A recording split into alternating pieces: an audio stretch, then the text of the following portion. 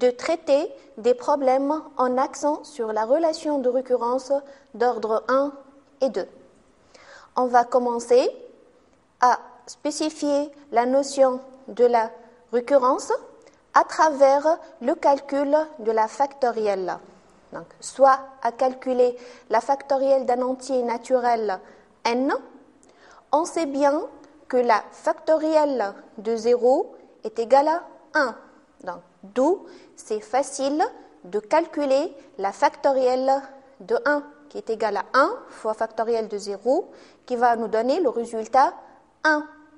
Donc, on peut calculer aussi la factorielle de 2, qui est égale à 2 fois factorielle de 1.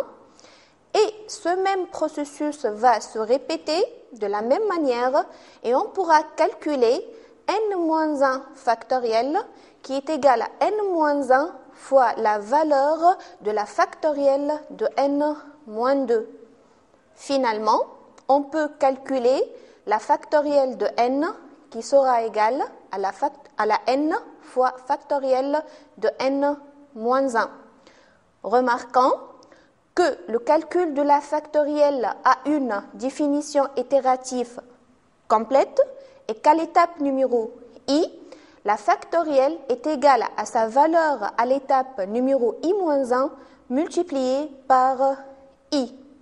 Une telle structure est dite structure itérative récurrente. Vous avez vu dans le cours, une structure itérative dont le résultat final se forme au fur et à mesure en fonction des p résultats précédents, avec p supérieur ou égal à 1, est dite structure itérative récurrente d'ordre p. Essayons maintenant de récapituler. On appelle un problème récurrent s'il a un résultat défini à l'aide d'une structure itérative récurrente.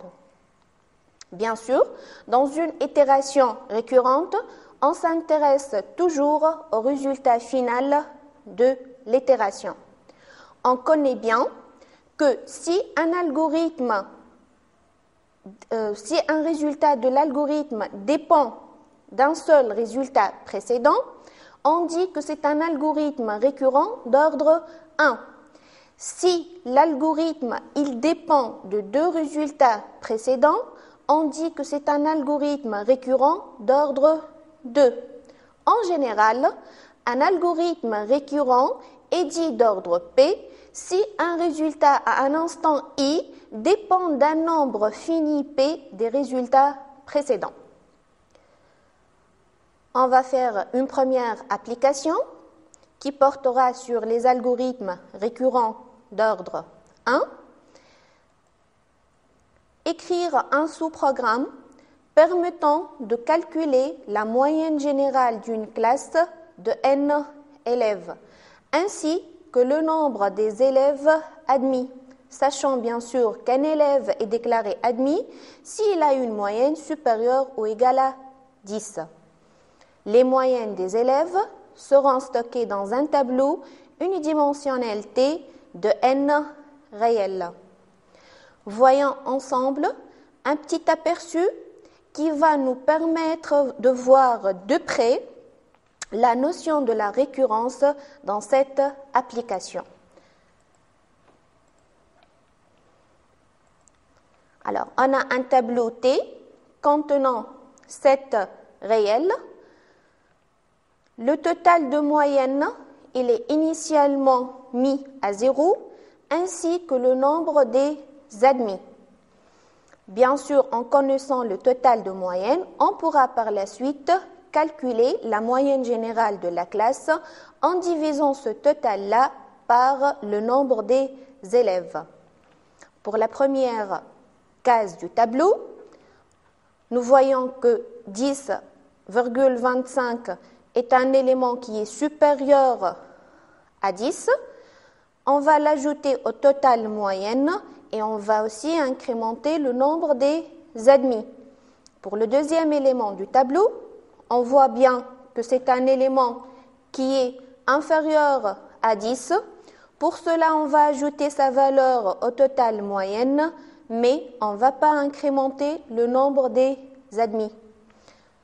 Et le même processus va se terminer pour le reste du tableau.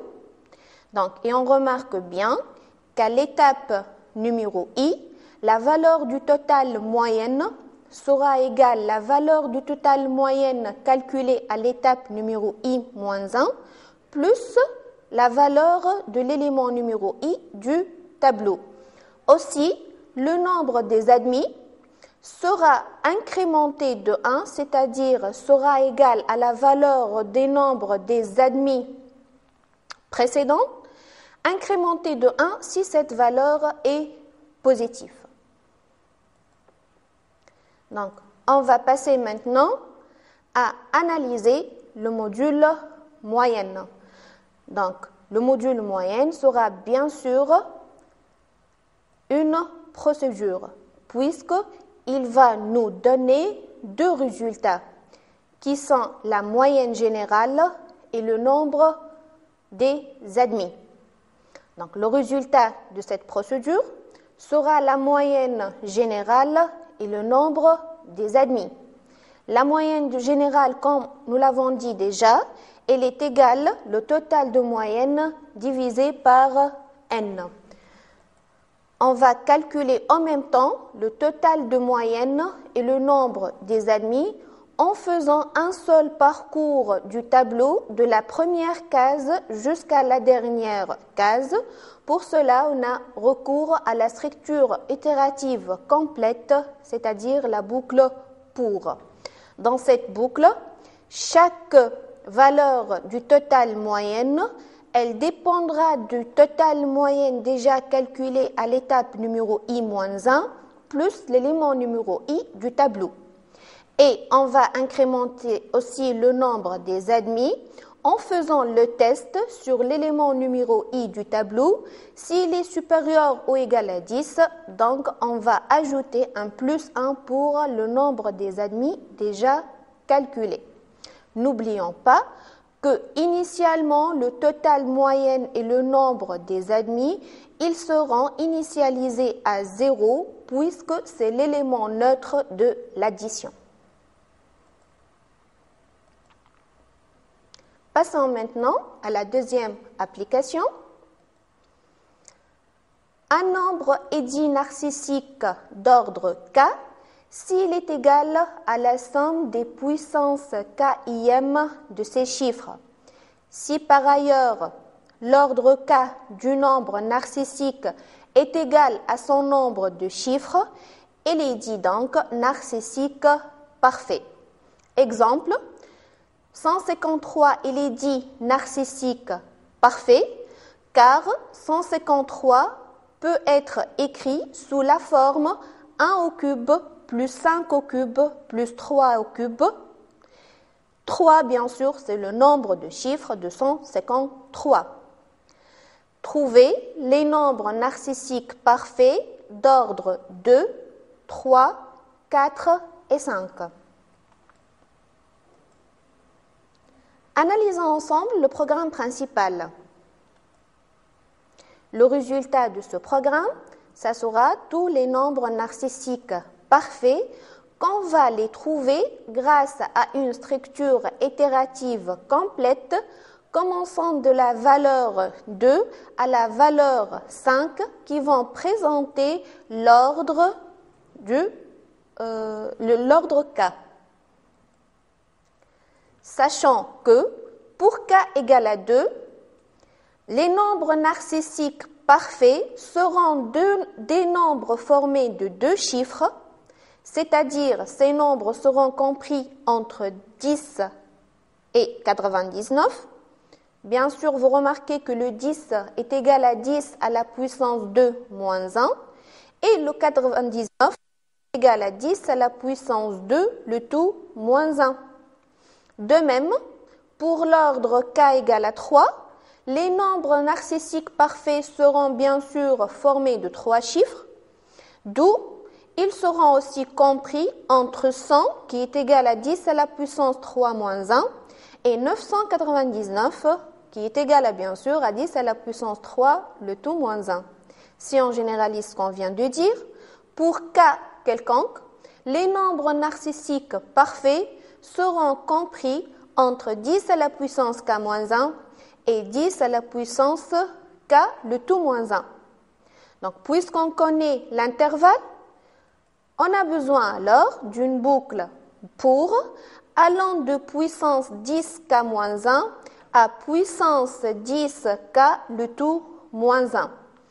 Pour chaque n, on va calculer la somme KIM des puissances des chiffres de n à travers la fonction calcul qu'on va lui fournir comme paramètre le nombre n ainsi que l'ordre k qui va représenter en même temps le nombre de chiffres de n. Puis on va calculer la valeur donnée par cette fonction calcul. Si elle est bien égale à n, alors on peut dire que n est narcissique parfait d'ordre k. Expliquons ensemble aussi la fonction puissance. On peut définir n à la puissance k par les deux égalités suivantes. N à la puissance 0 est égal à 1. N à la puissance k est une multiplication successive de n k fois, et on peut l'exprimer aussi n fois n à la puissance k moins 1. À ce stade, on peut poser Li est égal à n à la puissance i pour tout i inférieur ou égal à k. À l'itération numéro i, on aura Li est égal à Li moins 1 fois n, c'est-à-dire le résultat à l'étape numéro i sera calculé à partir du résultat trouvé à l'itération numéro i moins 1 multiplié par n, d'où bien sûr la récurrence. Donc nous obtenons ainsi une relation de récurrence d'ordre 1, d'où il est nécessaire de définir le premier terme de cette suite Li, en l'occurrence L0 égale à 1, et ça sera l'objet de notre initialisation. Analysons ensemble aussi la fonction puissance. Elle va admettre comme paramètre le n et le k du type entier. Elle va nous renvoyer bien sûr un résultat de type entier ou encore un entier lent. Le résultat de cette fonction sera le nom de la fonction qui va recevoir une valeur R à calculer. On a besoin d'une structure itérative complète commençant de 1 à k, puisque la multiplication va se répéter k fois, et à chaque fois la valeur de R sera égale à la dernière valeur de R multipliée par n, sans oublier à initialiser le R à 1 qui est l'élément neutre de la multiplication. Sachant qu'un algorithme récurrent peut être aussi présenté d'une manière récursive, on va essayer de présenter la dernière solution d'une manière récursive. Donc, la solution récursive de la fonction puissance. On va prendre comme exemple 6 à la puissance 4. Nous connaissons que 6 à la puissance 4 sera égal à 6 fois 6 à la puissance 3. Donc, on doit savoir la valeur de 6 à la puissance 3. Cette valeur sera calculée avec 6 fois 6 à la puissance 2. On doit connaître aussi 6 à la puissance 2, qui est égal à 6 fois 6 à la puissance 1. De même, on doit savoir 6 à la puissance 1, qui est égal à 6 fois 6 à la puissance 0. Connaissant que 6 à la puissance 0 est égal à 1, qu'on peut l'appeler notre cas trivial ou encore cas de terminaison ou encore cas d'arrêt, on pourra par la suite revenir en nous en calculant 6 à la puissance 1, puis 6 à la puissance 2, et en connaissant 6 à la puissance 2, on pourra finalement calculer 6 à la puissance 4, d'où la récursivité. La solution récursive sera def fn puissance. On va lui donner les mêmes paramètres n et k de type entier. Elle va nous renvoyer un entier. Le résultat de cette fonction sera le nom de la fonction qui va recevoir une valeur à calculer R. Cette valeur va tester est-ce qu'on atteint le cas de terminaison, c'est-à-dire si k égale à 0, alors on mettra dans la variable R la valeur 1. Sinon, la valeur de R sera n multiplié par l'appel à la fonction puissance, mais cette fois-ci en donnant comme paramètre n et k moins 1. Maintenant, terminons l'exercice avec la fonction calcul. Soit un entier n de k chiffres. On peut présenter cet entier sous la forme suivante, donc le premier chiffre, le deuxième chiffre, le troisième et ainsi de suite jusqu'à le dernier chiffre, c'est-à-dire le kième chiffre. On veut calculer la somme des puissances kième des chiffres de n. On peut présenter cela par la formule suivante. Cette somme est égale à la somme de i allant de 1 à k des ième chiffres à la puissance k. On pose que Li est la somme des i premiers chiffres à la puissance k déjà calculés en commençant par la droite. On va trouver ce système-là qui est R0 égale 0, qui sera l'objet de notre initialisation par la suite. Et chaque terme R à l'étape numéro I, il va être la somme de R à l'étape numéro I moins 1 qu'on va lui ajouter le ième chiffre à la puissance K. Donc, analysons la fonction calcul. Donc, cette fonction, elle va recevoir comme paramètre le n et le k, et elle va nous renvoyer la somme des kième chiffres qui est un entier. Le résultat d'une fonction, c'est toujours le nom de la fonction qui reçoit une valeur à calculer.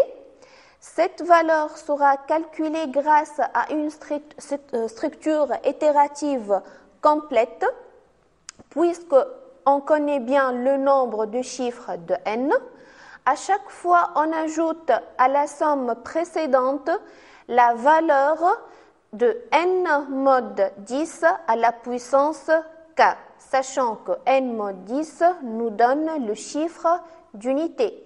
Pour cela, on doit mettre à jour notre n qui va recevoir comme valeur n à la n div 10 pour préparer bien sûr la prochaine valeur de n mod 10 à calculer. N'oublions pas bien sûr que S c'est une somme successive, pour cela on doit l'initialiser à la valeur 0.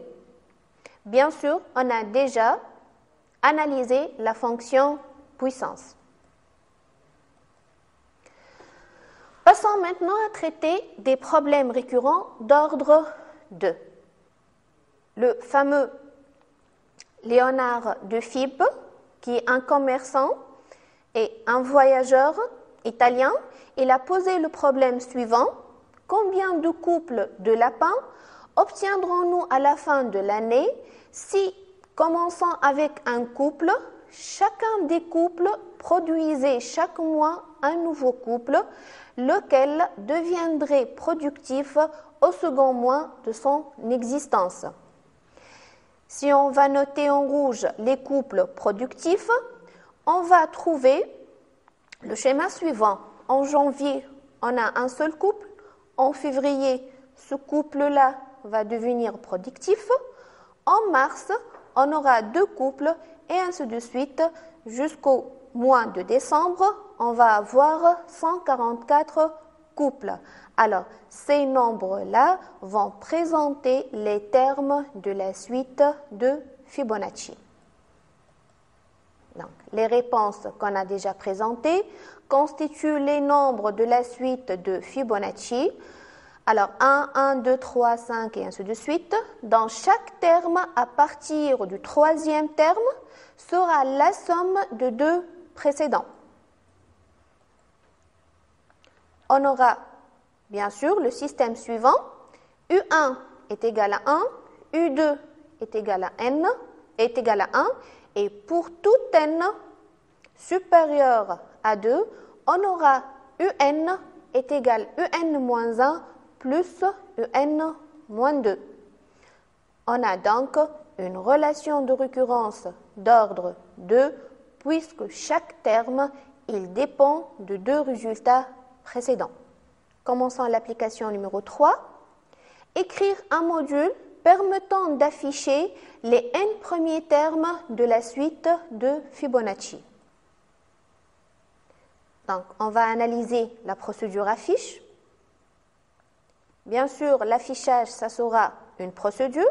Et le résultat de cette procédure, ça sera l'affichage des termes qui va se faire au fur et à mesure du calcul de chaque terme de la suite.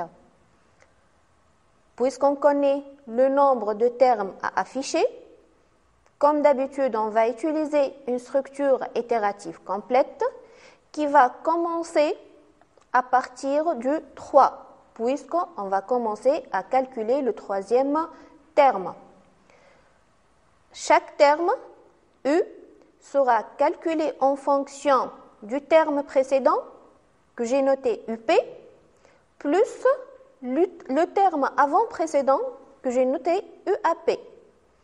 En calculant chaque nouveau terme, je l'affiche et puis je dois mettre à jour le UAP qui va recevoir UP et UP qui va recevoir U. Bien sûr, je suis en train de préparer la nouvelle valeur de U. On n'oublie pas que UAP est initialement 1 et UP est initialement aussi mis à 1. Et je dois afficher ces deux termes. Passons maintenant à une application 4, et ça sera notre dernière application. Soit la suite U définie par U0 est égal à 2, U1 égale à 3, UN est égal à UN moins 1, plus 2 fois UN moins 2, pour tout n supérieur ou égal à 2. En admettant que cette suite est croissante, et bien sûr c'est facile à démontrer, puisque le premier terme de la suite est positif, le deuxième terme est positif, donc le troisième terme le serait aussi. Et chaque terme, puisqu'il est égal à la somme des deux termes positifs, il le sera aussi. En faisant aussi la différence entre deux termes consécutifs, par exemple UN moins UN moins 1, on va trouver 2 fois UN moins 2, qui est un terme positif. Et puisque la différence entre deux termes consécutifs d'une suite est positive, alors cette suite est croissante. Écrire un sous-programme permettant de vérifier si un entier P supérieur à 2 est d'un terme de la suite U ou non. On va utiliser une fonction recherche qu'on va lui donner comme paramètre le P, qu'elle va tester est-ce que c'est un terme de la suite oui ou non. Donc elle va nous renvoyer un résultat booléen. Le résultat de cette fonction sera le nom de la fonction et on va essayer de voir est-ce que le terme P est un terme de la suite oui ou non à travers une structure itérative à condition d'arrêt qui est la boucle tant que. Pourquoi utilisons cette boucle? connaissant que cette suite est croissante, on va répéter le même traitement jusqu'à avoir soit U égale à P, soit un terme U qui a dépassé P. Donc, on pourra dire qu'on peut utiliser la boucle répétée jusqu'à, mais le P, il peut être égal à 3. Donc, le traitement, le calcul d'un terme de la suite va se faire dans ce cas 0 fois. Donc, on a besoin de la boucle tant que. Initialement, les valeurs du UP et du U sont 2 et 3. À chaque fois, on met à jour le UAP qui va recevoir la valeur de UP, le UP qui va recevoir la valeur de U, et on calcule la nouvelle valeur de U qui dépend de deux termes précédents. Si cette boucle s'arrête lorsque P égale à U, donc la fonction recherche va nous renvoyer vrai. Sinon, si on s'arrête lorsque U est strictement supérieur à P, donc la fonction recherche va nous renvoyer la valeur faux. Ainsi, on vient d'achever notre leçon. Merci pour votre attention.